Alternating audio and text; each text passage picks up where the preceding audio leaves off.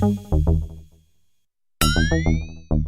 everyone, welcome back to Tony Talks Movies, and today I'm here to talk about my top 10 favorite films of 2022. As usual, I see a lot of movies each year, and it's my favorite thing to do, whether going to the movies or sitting at home comfortably in my jammies watching a movie, but I did see quite a ton of films. And as usual, whenever compiling a list to say that they're your top favorites of the year, it's very difficult to narrow down because when you see so many movies, sometimes if the year was really good with film, it can be very hard to choose from. And I think 2022 had a lot of wonderful movies to offer. Now, before we even dive right into the top 10 films of 2022, I wanted to shout out some honorable mentions because, again, like I said, there were so many movies I saw last year that I really enjoyed, but not all of them can make it into the top 10 list. But these are ones that I still think are worthy of your time and ones that I think you should check out regardless. Now, believe it or not, there were actually more movies that I wanted to honorably mention than there were than my top 10 list. I have 14 honorable mentions, so I actually wrote them down just so I don't forget. So please bear with me as I have to look at my little notepad here just to kind of give these away. She Said, Black Panther, Wakanda Forever, The Woman King, The Whale, Armageddon Time, Jordan Peele's Nope, Bullet Train, Barbarian, X, Marcel the Shell with Shoes On, Prey, Crimes of the Future, Watcher. Now, this is not to be confused with the Netflix series by Ryan Murphy called The Watcher. This movie is strictly just called Watcher.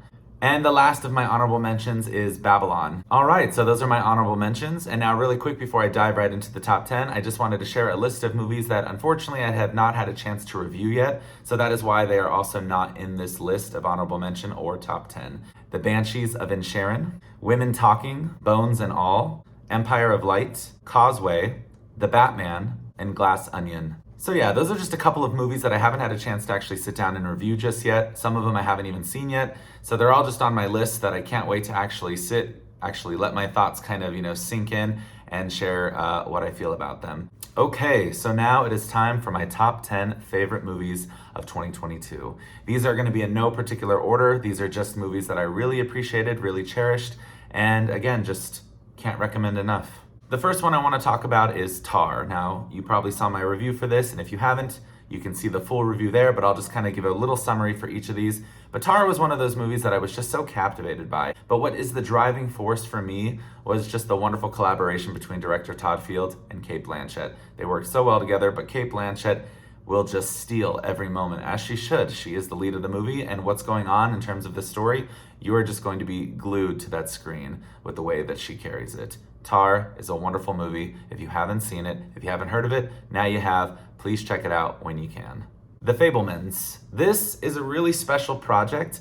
This is Steven Spielberg's just, love letter to his family, to his childhood, to his passions, to everything in the way that he ended up becoming as a filmmaker. This movie is kind of that template, that beginning for him. And I really loved seeing his life unfold. It's told in such a wonderful way, in a really poetic way at times. And I think the performances in this movie are just so captivating. You've got Michelle Williams, you've got Paul Dano, you've got Gabriel LaBelle, I think was his name, who plays the character inspired by Steven's life.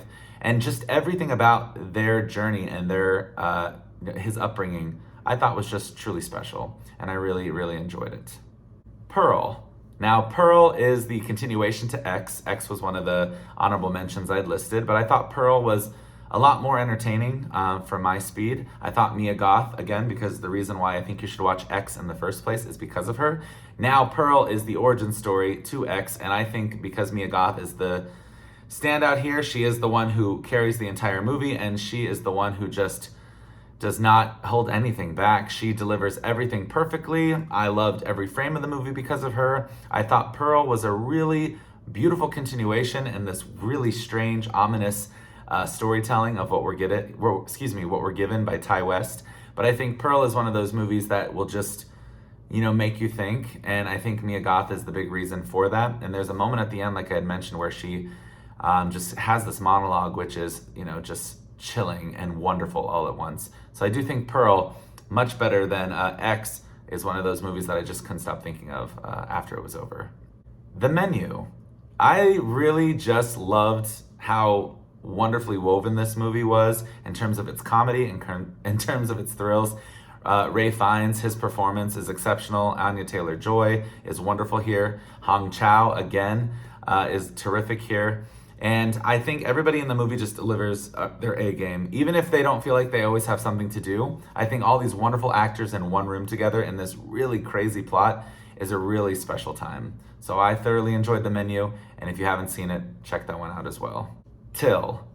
Now, this is a film that really just struck me. I remember sitting in the theater, I was crying, I was very emotional because watching this story unfold, which I knew about Emmett Till, but to kind of break it down in the way that we're presented here was truly beautiful. The movie is so colorful, everything about the film is so bright and vibrant, and what I love about what the director wanted to do here was not so much shine the light on the violence. She wanted to shine the light on the life that was Emmett Till. Now, there are moments, of course, in the movie that we do have to get very personal, and we do see what he looks like, because that is exactly what his mother intended when this incident took place. So we are given a little bit of a graphic moment, but it is so important that we are bearing witness to that, so we can just see the injustice, that happened to this poor young boy. He was 14 years old, and just to be told and shared with this kind of story in the way that it was directed was so well done. Again, so beautifully lit. The colorfulness of this movie will just dazzle you. All the meanwhile educating you on what is very important about this time. And Danielle Deadwyler, if the gods can hear me, or whoever can in the awards season, not that actors do this for awards, but please recognize Danielle Deadwyler for her beautiful work in this film. Check out Till. RRR. Okay, everybody talked about RRR last year, and when it got brought to my attention, I was very curious to see why it was so hyped. And after it was over, I could see just why. And even during, I was having such a good time. The movie made me move my feet. I love that the movie is not just one genre, it's like 20. It's action, it's comedy, it's romance, and love, but it's also suspense, and it's scary at times, and it's almost musical. Like, the movie just gives you a little bit of everything. It's layered so neatly, and you are just going to have the best time with this sort of outlandish, absurd kind of film.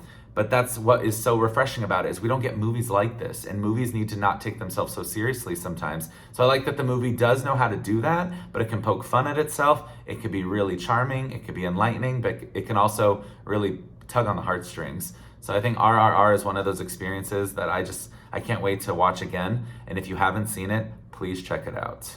Spoiler alerts. I was completely a mess during the movie. I sobbed, I cried. I was an emotional wreck. I think the movie was so beautifully captured. I was not familiar with the story prior to seeing the film, but having watched it, and just from what I gather, it is this remarkable, beautiful little love story that's not focusing so much on orientation as it is just on love itself. And I really do hope that people give this movie a chance. If you have not even heard of it, please look into it. Spoiler alert, is a really wonderful movie and a really special time. And I think this is one of those movies that will really tug at the heartstrings, but also make you cry, not just emotionally, but with joy and with celebration. Hustle.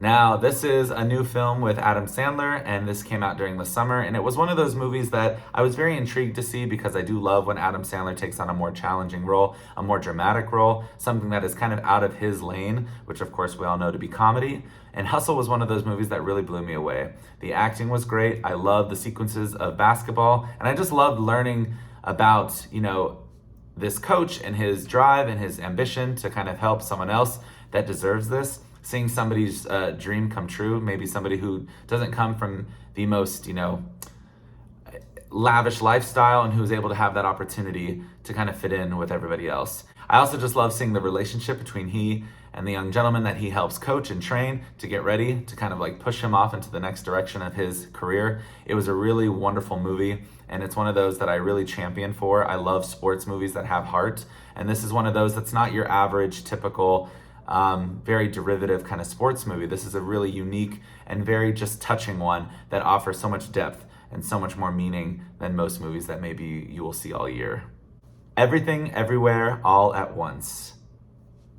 If you know, you know. It's just that movie that came out and you were just completely mind blown. So many things were happening. It kind of gave you like that Matrix feeling where all this stuff is happening that's out of this body, out of world, out of our understanding, out of our realm of understanding and possibility. The movie just goes in 100 different directions, but in the best way. And the most important thing I want to point out about, and the most important thing I want to point out about this movie that really just I'm still thinking about even now is the fact that it wasn't so much that it was this very sci-fi, very action kind of dramatic movie. It was the fact that this movie was about love between mom and daughter. I love the love story here that we're given. I love that this movie has almost at its core a very simplistic story, but we are shown that, progression and just how this movie evolves with so many wonderful and wild just antics. Almost everything is loud, everything is exciting. I love that this movie did not be afraid to do something very daring. The Daniels really just know how to capture your attention in a way that if you look away for even a second, you're going to miss something. Do not blink. This movie will want you to keep your eyes open like this from beginning to end, because I kid you not, this is the wildest ride of 2022. Michelle Yeoh, Jamie Lee Curtis, everyone in this movie is fantastic. Please watch this movie, but make sure that you are completely just zoned in, not looking at anything else. Don't be distracted. Make sure you focus solely on this movie that you are watching, because it is worth that time. All right, and the last film on my list for the 2022 top 10 list is Top Gun Maverick. Now, a lot of people have been putting this movie on their list for various reasons, but for all great reasons. I will be honest, and I had said this earlier, but Top Gun was not a movie that I was familiar with. I knew what Top Gun was, I had just never seen it until this year. And it was a movie that I wasn't really that big of a fan. I didn't really get into it. I wasn't really all that, sold. But when I saw Top Gun Maverick, there was just this shift. I don't know, something about Top Gun Maverick really just accelerated some sort of excitement in me, this adrenaline. And that's because the movie offers you nothing but that. There's an adrenaline rush to the movie from start to finish. You are going to be glued, hooked. You're going to want to know exactly how this was even accomplished. I mean, the movie is beautifully done. It is shot, directed, acted, everything about it. Oh, it is terrific. It is that cinematic experience that you really want to go to the movies for and just champion a film. I think Top Gun Maverick is a movie that really proved that films of a different time, if they should come back with a reboot or some sort of, a continuation of sorts, this is the movie that has that power. Top Gun Maverick broke box office records and really reminded people why going to the movies is such a good time and one that everyone should do more often. I thought Top Gun Maverick was just such an exceptional film. Again, not having been a real fan of the first one, but this one, in its own lane. Loved it, loved it, loved it. So yeah, those are my top 10 favorite films of 2022, and I'd be curious to know what you guys thought. Did you agree with anything that was on my list? Again, for the movies that I was not able to review or get a chance to see, I don't know, maybe those would have made the top 10, but these are the ones that I did get a chance to watch, get a chance to review, and I was very happy with. So I'm excited for 2023 and all the movies that are coming out this year, and I can't wait to talk about those as well when the time comes.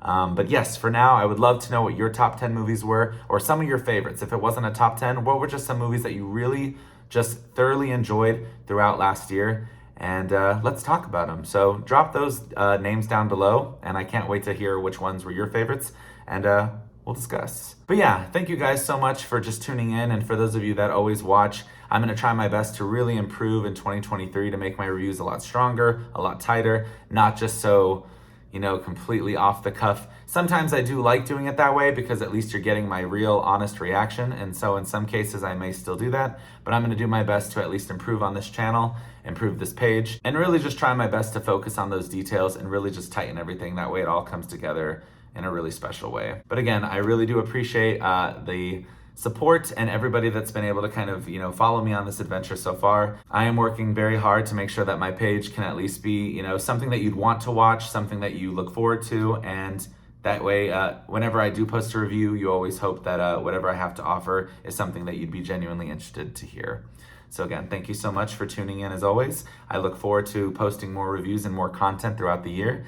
Happy New Year and happy 2023, and I look forward to talking to you guys again soon.